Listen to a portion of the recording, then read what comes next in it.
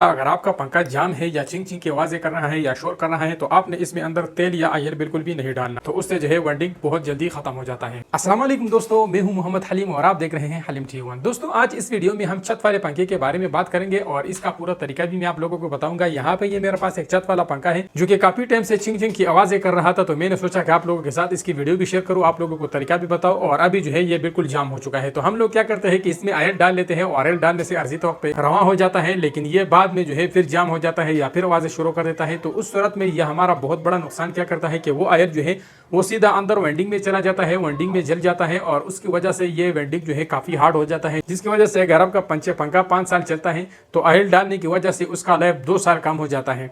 तो अभी इसके साथ आप लोगों ने क्या करना है, सिंपल आप लोगों ने इसके बेरिंग चेंज करने हैं, इसके लाइफ डबल हो जाएगा। जब बेरिंग खराब हो जाता है तो फिर आप लोग इसमें ऑयल शेल डालने वाला सिस्टम ना करें, बल्कि इसका बेरिंग चेंज करें। तो मैं आप लोगों को बेरिंग चेंज करने का तरीका भी बताऊंगा और टोटल इसके ऊपर 200 रुपये खर्चा आएगा। 2 बेरिंग है और बेरिंग चेंज करना भी काफ़ी आसान है।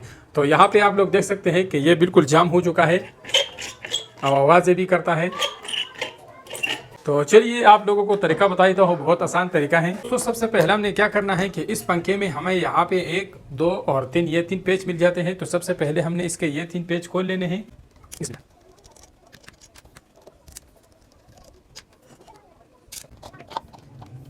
तो यहाँ पे गिलास खोलने के बाद हमने ये तारें खोल लेनी है। पंखे से अंदर से जो 3 तारें निकली है इसको हमने खोल लेनी है और इसके ऊपर हमने निशाने लगा देनी है। यहाँ पे पंखे के नीचे से 3 तारें निकली हुई है, आप लोग देख सकते हैं। एक येलो कलर का है और 2 रेड कलर के हैं। जो 2 रेड कलर के हैं वो कैपेसिटर के हैं और जिसके साथ यहाँ पे गड़ुंजी लगाई हुई है ये हमारा पावर का है। तो ये एक पावर का हो गया, एक ये पावर का हो गया और ये कैपेसिटर का हो गया। तो इस तरीके से आपने इसके ऊपर निशान लगा देनी है और इसके ऊपर ऑलरेडी निशाने लगी हुई है। बस खाली इसमें यही 3 तारें होती है और इसका आप लोगों ने निशानदेही कर देनी है, बस इसके अलावा इसमें कुछ भी नहीं करना। और यहाँ पे इसमें ये एक लाक है तो ये भी आप लोगों ने खोल लेना है। लाक निकालने के बाद इसमें यहाँ पे एक नट भी लगा होगा, तो ये नट भी आप लोगों ने खोल लेना है। किसी में इस तरह कपड़ा लगा होगा और किसी में पेच लगा होगा। तो अभी फाइनली इसको खोलने की बात आती है, तो सबसे पहले हमने इसके ऊपर यहाँ पे ये जो चीज़ लगा हुआ है इसको हमने खोल लेना है। ये ऊपर जो पतरी है और पतरी को खोलने के बाद कोई भी इस तरह का नट लेके और इसमें इस तरह लगा के, इसका अपना टूल भी मिलता है, वो टूल भी मेरे पास है, लेकिन मैं आप लोगों को नट का तरीका इसलिए बताता हूँ कि हर किसी के पास टूल नहीं होता। तो ये आप लोग देख सकते हैं, ये मेरे पास इसका टूल है और इसको आपने सिंपल यहाँ पे इसमें टाइट कर देना है। यहाँ से मैं इसको घुमाता रहूँगा और यहाँ से आप देखते रहें हमारा जो पंखा है वो खुलता जाएगा। तो यहाँ पे आप लोग देख सकते हैं पंखा खुलता जा रहा है। तो इस तरीके से ये टूल से भी आप खोल सकते हैं और दूसरा तरीका भी मैंने आप लोगों को बताया। तो चलिए मैं उस तरीके से इसको बाकी खोल लेता हूँ। कोई सा भी नट लेके और नट को यहाँ पे इस तरह रख लें और इधर से हथौड़े से सट मारते जाए इस तरह, और सट से बहुत जल्दी खुलता है। लेकिन अगर आपका पंखा 4 साल पुराना है या 5 साल, तो फिर आप उसको सट के ज़रिए बिल्कुल भी न खोलें, क्योंकि उसका वेल्डिंग ऑलरेडी हार्ड हो चुका होता है। तो सट के साथ उसका वेल्डिंग सारा शॉर्ट हो जाता है। तो यहाँ पे आप लोग देख सकते हैं सट को मारने के साथ साथ जो है हमारा पंखा खुल गया है। यहाँ पे आप लोगों को नज़र आ रहा है इसका ये बेरिंग जो है ये बिल्कुल ख़राब है।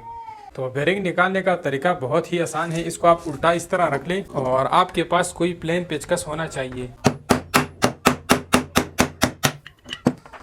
तो यहाँ पे आप लोग देख सकते हैं बेरिंग जो है वो हमारा निकल आया है। और फिर आप लोगों ने सिंपल क्या काम करना है, ये आप लोग देख सकते हैं बेरिंग बिल्कुल ख़त्म है और इस बेरिंग के ऊपर यहाँ पे नंबर लिखा होता है 6202। शायद आप लोगों को दिखाई दे या न दे, लेकिन मैं आप लोगों को बता देता हूँ कि 6202 बेरंग है इसका। तो यहाँ पे ये मैं बेरंग लेके आ चुका हूँ और ये मैं एक नहीं 2 लेके आया हूँ। दूसरा भी चेंज करने का तरीका मैं आप लोगों को बताऊँगा। इसके ऊपर यहाँ पे लिखा हुआ है वाज़ेह 6202। तो ये बेरंग आप लोगों ने यहाँ पे रख लेना है और इसको हल्का हल्का साइडों से सट मार देना है ताकि ये बिल्कुल सही आराम से बैठ जाए। तो ये एक बेरंग हमारा लग गया है, आप लोग देख सकते हैं बिल्कुल आराम से जो है बैठ गया है। अब जो दूसरा बेरंग है इसको निकालने के लिए हमने सबसे पहले ये जो कॉइल है इसको हमने आराम से निकाल लेना। यहाँ से इसको मैं पकड़ूंगा और इसको इस तरह छोड़िए, इसमें चूड़ियाँ है ये मैं खोल लूँगा। तो यहाँ पर आप लोग देख सकते हैं बहुत आसान तरीके से जो है ये मैंने इससे निकाल लिया। तो इससे पहले मैं आप लोगों को एक और बात बता देता हूँ, ये जो वाइंडिंग है ये आपसे इस तरह नीचे ज़मीन पे या टेबल पे नहीं लगना चाहिए, क्योंकि ये ऑलरेडी हार्ड हो चुका है तो ये बॉडी के साथ शॉर्ट हो जाएगा और फिर आपको दोबारा रिवाइंड करना पड़ेगा। तो इसका आप लोगों ने बहुत ध्यान रखना है। तो अभी हम दूसरा बेरिंग किस तरह निकालेंगे कि इसको हम इस तरह रखेंगे और यहाँ पे इसमें आप लोग देख सकते हैं 4 सुराख हैं। तो इस सुराखों में कोई सा भी इस तरह पेचकस इस तरह रख के और ऊपर से सट मारोगे तो नीचे से जो है आपका बेरिंग निकल आएगा। जब आप इसके ऊपर इस तरह सट मारोगे तो ये एक ध्यान भी करना है, क्योंकि ऐसा ना हो कि आपसे जो है ये तारे कट जाए। जब इसको आप इस तरह रखोगे और ऊपर से सट मारोगे तो ये तारे कट जाएंगी। तो इस तारों को बचाने के लिए आपसे इन्हें पंखे का ये वाला जो हिस्सा है इसको आपने उतार देना है, और ये जो तारे हैं ये आपने इधर से इस सुराख में अंदर करके, और वैसे इसके तैयार टूल्स भी आते हैं, लेकिन मैं आप लोगों को ये तरीका इसलिए बताता हूँ कि अगर किसी के पास टूल नहीं है तो वो इस तरीके से ये एक सारा काम कर सकता है। और यहाँ पे हम इसमें 1-2 चूड़ियाँ टाइट करेंगे। तो अब ये हमारा वायरिंग जो है सेफ हो गया। अब हमारे तार जो है इससे ख़राब नहीं होंगे।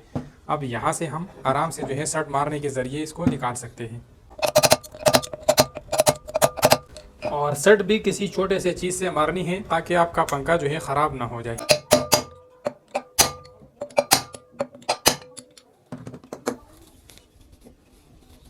तो यहाँ पे आप लोग देख सकते हैं हमारा जो वाइंडिंग है वो निकल आया है।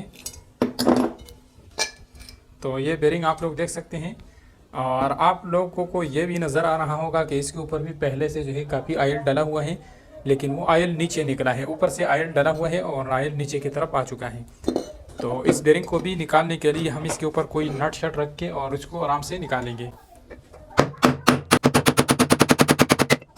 तो ये आप लोग देख सकते हैं ये सारा जो है ऑयल से भरा हुआ है, और इसमें भी वही बेरंग लगता है सेम साइज़ वाला 6202। कुछ पंखे ऐसे होते हैं कि ऊपर और नीचे के जो साइज़ होते हैं वो मुख्तलिफ होते हैं।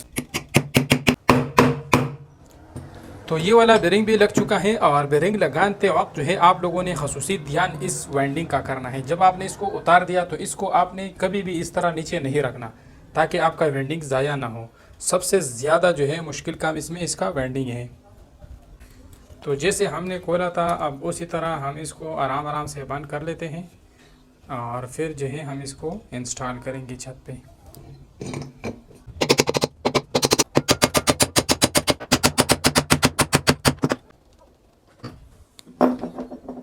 तो यहाँ पे आप लोग देख सकते हैं बेरिंग दोनों चेंज हो गए और पेन जो है बिल्कुल फ्री हो गया है। और अभी मैं इसके साथ प्रेशर लगा के और दोबारा कैपेसिटर वगैरह लगा के इसको छत के साथ लगा के आप लोगों को एक बार ट्राई भी कर लेता हूँ। तो जैसे हमने इसका ये पूरा हिस्सा उतारा था बिल्कुल उसी तरह हम इसको दोबारा लगा लेंगे। तो इसको इतना टाइट कर देना है कि इसमें जो लॉक लगा हुआ है उस तक ये पहुँच जाए। तो फिर आप लोगों ने पहले ये नट टाइट कर देना है और फिर इसमें ये लॉक ठोक देना है।